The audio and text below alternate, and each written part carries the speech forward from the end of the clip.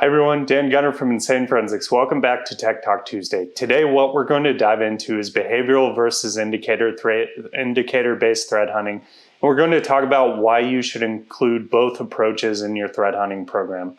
And we're going to talk about how incorporating both really will build a better threat hunting program. So let's hop right into it. So a major concept to understand up front that'll carry through the rest of the slides is Dave Bianco's Pyramid of Pain. The link's down in the bottom. He published this back in 2013.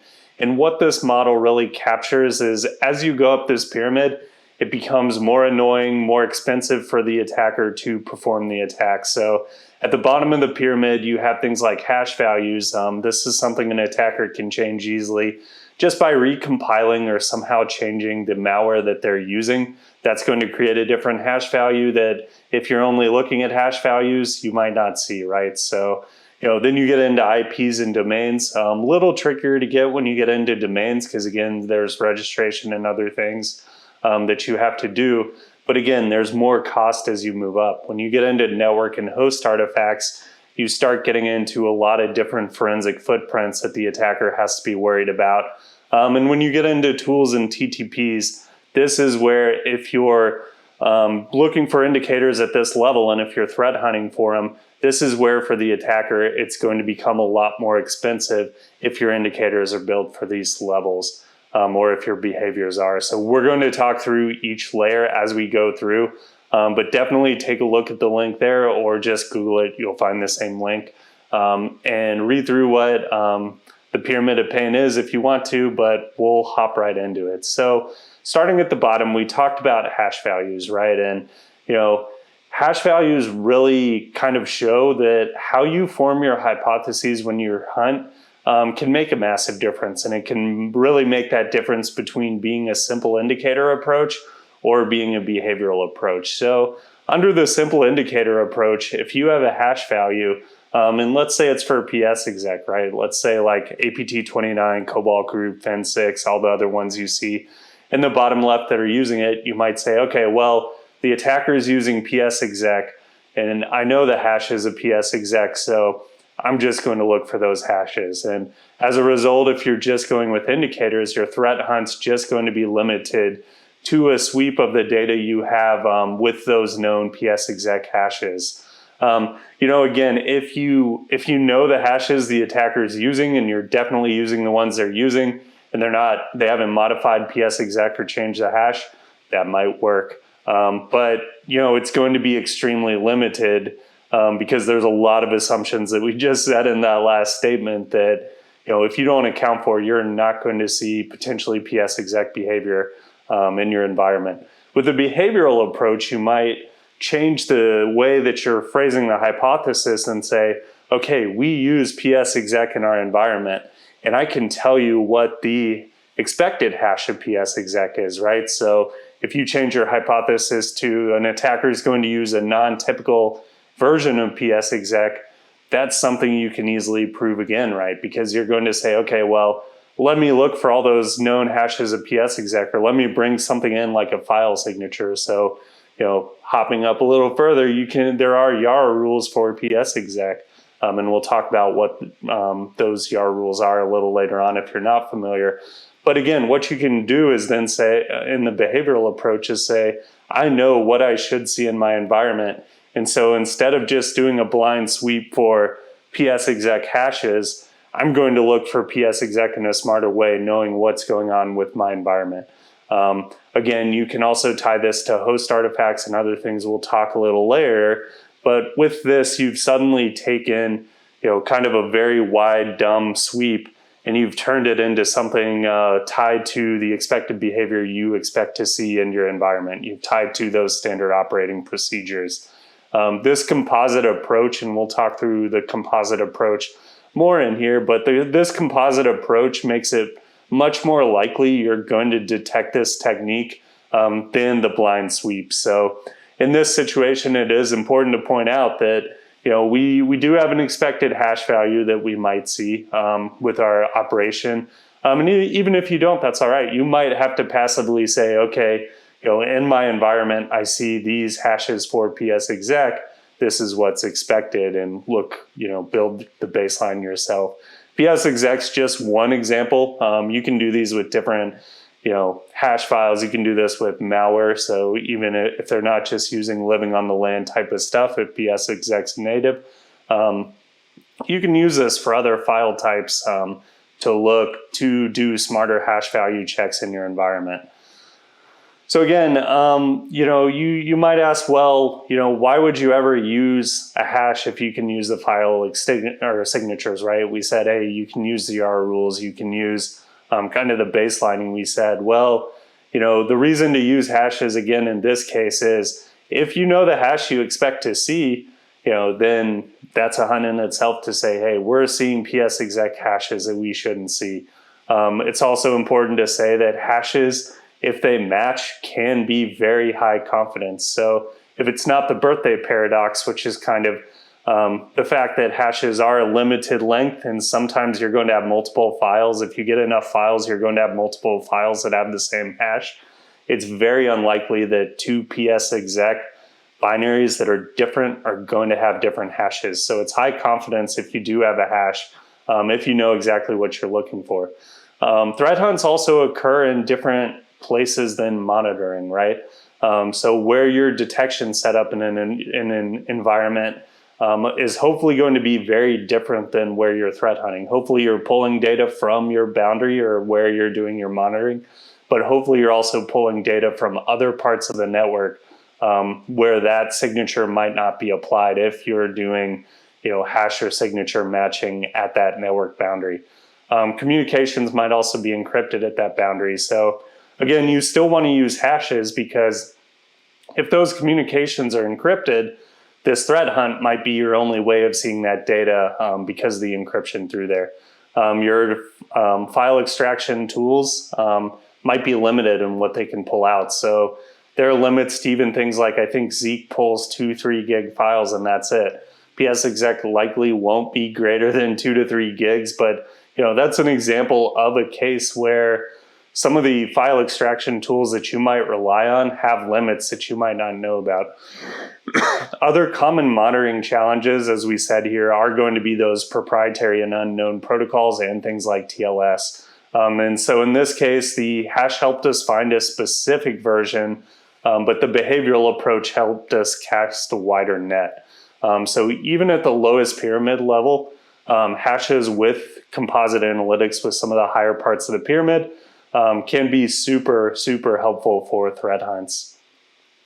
Hopping up to IP addresses, right? So a simple indicator approach for an IP address might be, hey, we're just going to look for IP address X attacking our network, right? And so again, the result in this, if you start with this hypothesis, is just going to be, we're going to sweep our data and look for IP address X. We might use an example, so CISA alert AA2296A, right? This was energetic bear.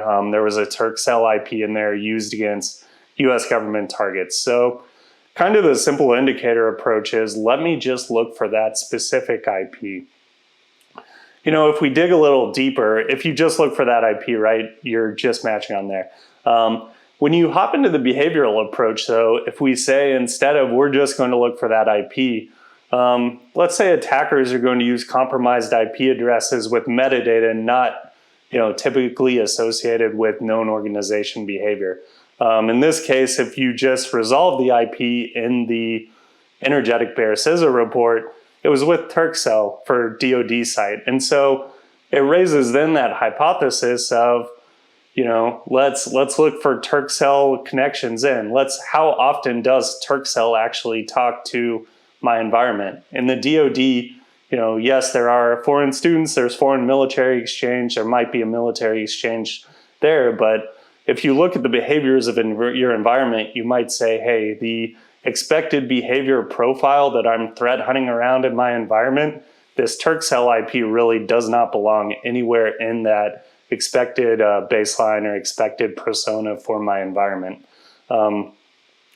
IPs might also, or other IP metadata, you have things like ASN, right? So, where is that IP actually hosted out there? Is it a university? Is it, research? Is it military? Like, who actually is, in border gateway protocol, who's actually hosting that IP and routing traffic for it.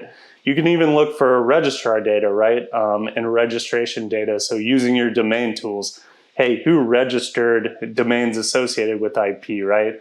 What's out there? What's actually at this IP? And even industry, right? So you see cases, and we kind of hit it a little with this Turkcell, but you have cases to where attackers will use compromised .edu, so higher education, right? University IP addresses that they compromise to attack.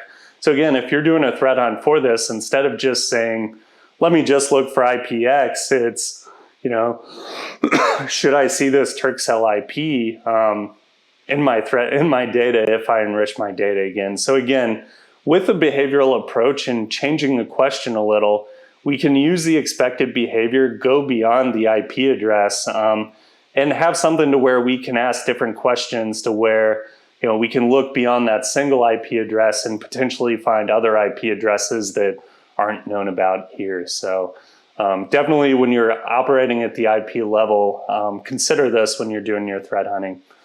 So domain names are where it starts to get fun, right? Because with IP addresses, we talked about, hey, there starts to become infrastructure there with the registration, with how, you know, IPs work. Domains get fun because of DNS, because of other protocols, and, you know, with how domains work. So again, the simple indicator approach here might be attacker will use domain X to attack our network, and you end up just going out and sweeping your data, sweeping memory, sweeping network data, looking for domain X, right?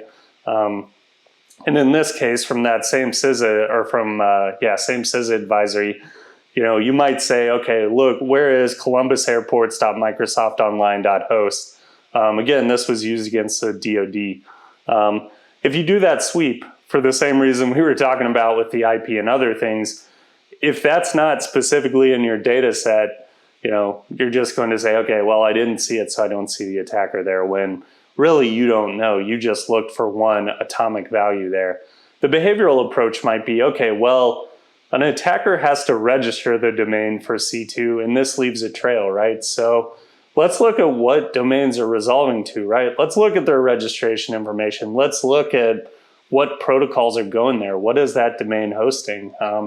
You have APT groups that are using SMB straight out of their network to the domain. So, you know, if you see like SMB for exfil or SMB to C2, when should you have SMB to Columbus airports to that address? And I don't know if they used SMB for this one, but, you know, the point here is look at what the protocols are actually being done. Look at how that site's actually being used. Like, is it HR using that? And you're like, wait, why is HR using this? Why is, you know, this network subnet using this?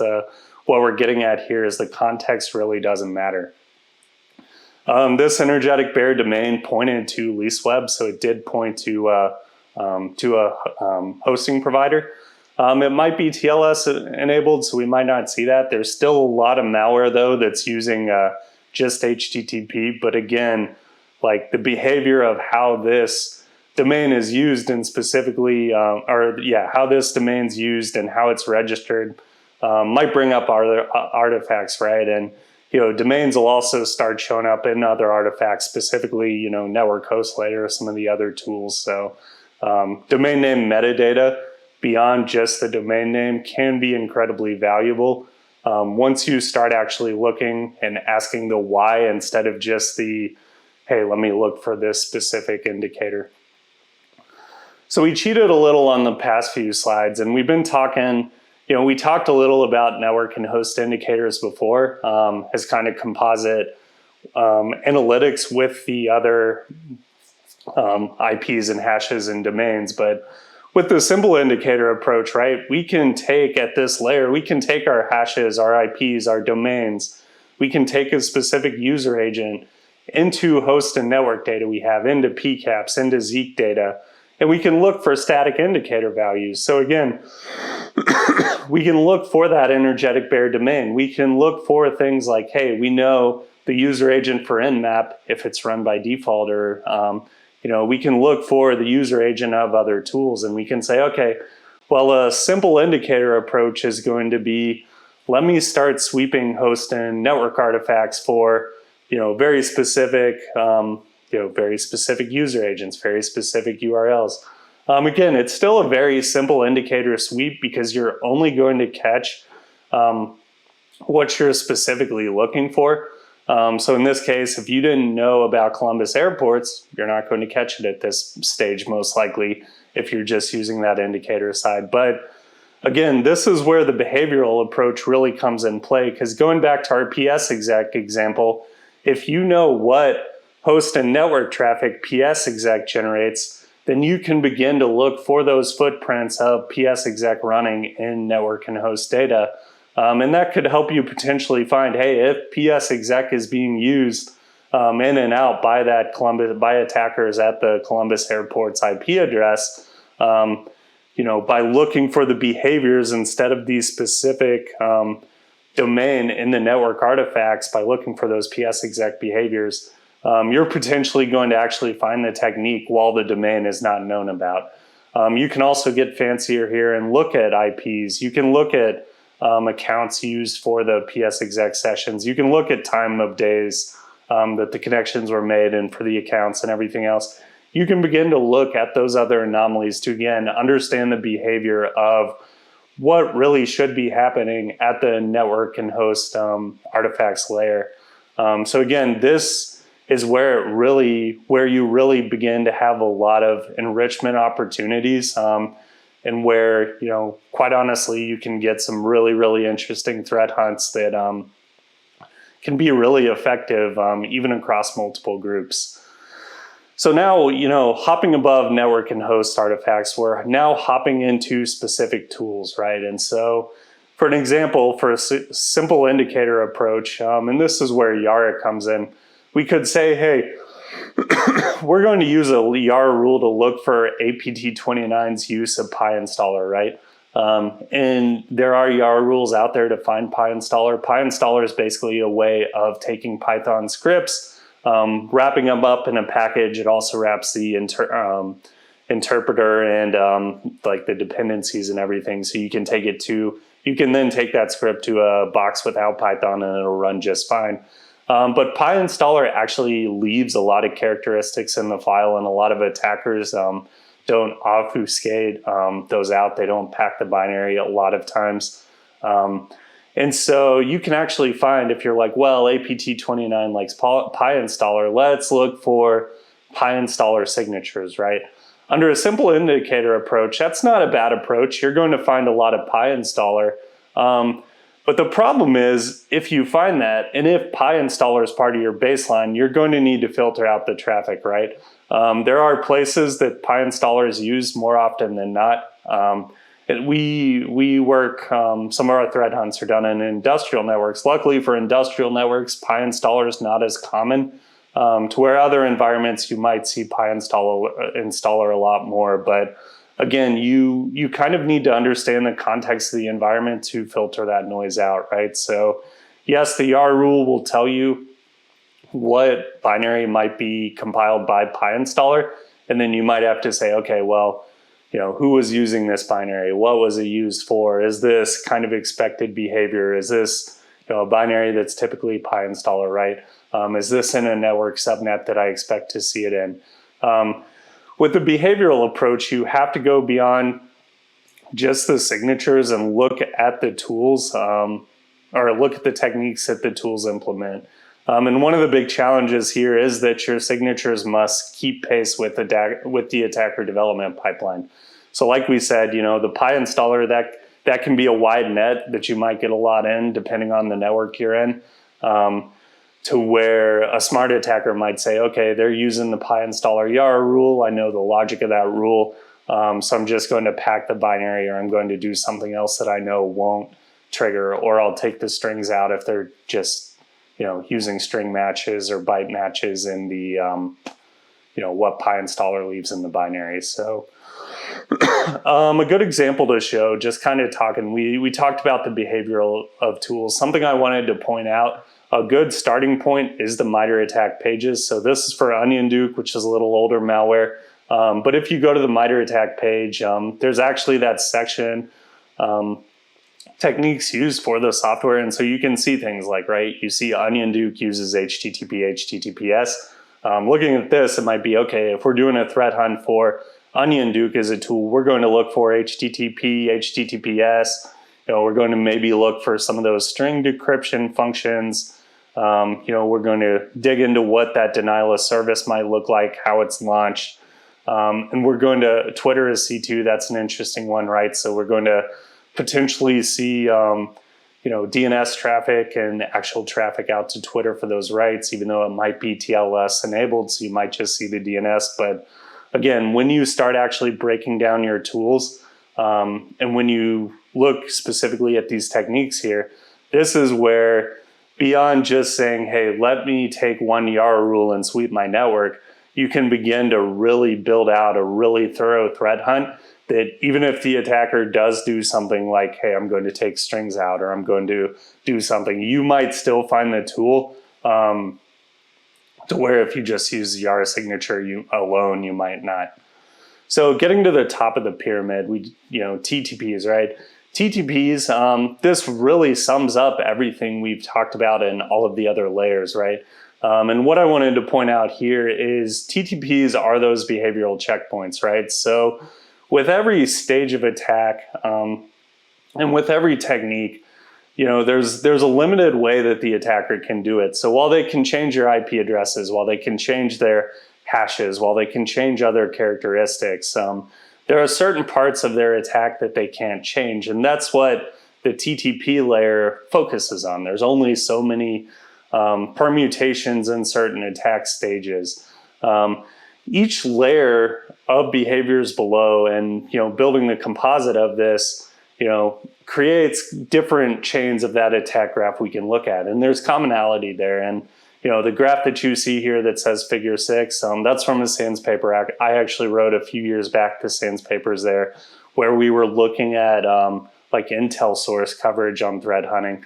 But what you can do here when you start thinking about TTPs is say like, okay, I'm worried about this technique, or I'm worried about this actor. And with Onion Duke, we were talking about the tool. You can take a tool like Onion Duke and say, okay, well, Onion Duke builds out these techniques. And I know that Onion Duke's techniques do these 3 things. And I know these 3 things create this network and host traffic.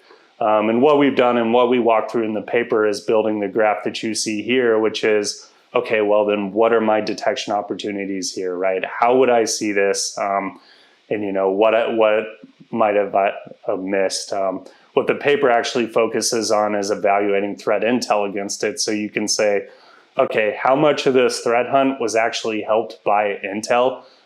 Which is a whole nother topic we'll probably save another topic for. But at the TTP level, what's important here is to look for those behaviors which are going to span kind of the whole potential corpus of actions that an attacker can take. So thanks for joining in this week. Again, what we wanted to cover was why you should do both behavioral and indicator-based threat hunting. Both are important. You want to do indicators because you want to look for those very specific things that are good or bad. Those are really going to help your threat hunting. To where you also want to do behavioral because that's going to help you hunt smarter. It's going to help you find things that might not be reported on. And it's ultimately going to make your threat hunting program more successful. So thanks for joining in this week, and we hope to see you back next week.